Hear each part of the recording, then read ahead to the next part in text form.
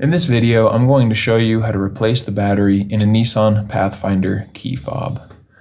This whole process is very simple. It'll take you under 5 minutes. You'll just need one CR2025 battery and a flathead screwdriver or a coin just to open this thing up.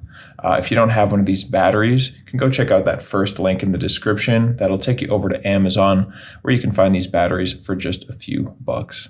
The first step is to look down here where the keyring attaches. You can see that opening there.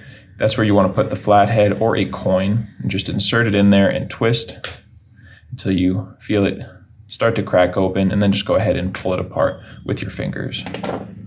Now we have access to the battery, and we can just use our flathead screwdriver to come in the corner up here. You can see that space right there. Just gently pry up the battery and it will come out very easily.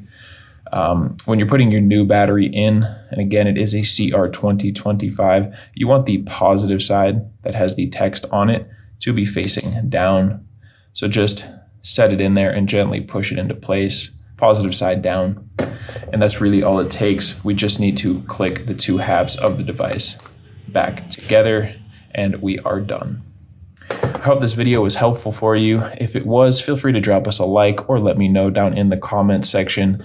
And if you ever need help with another one of your key fobs, we always have you covered here on this channel. We have tutorials just like this one for most of the key fobs out there for most makes and models. And you can also get all of this information and more over at our website, FobBattery.com.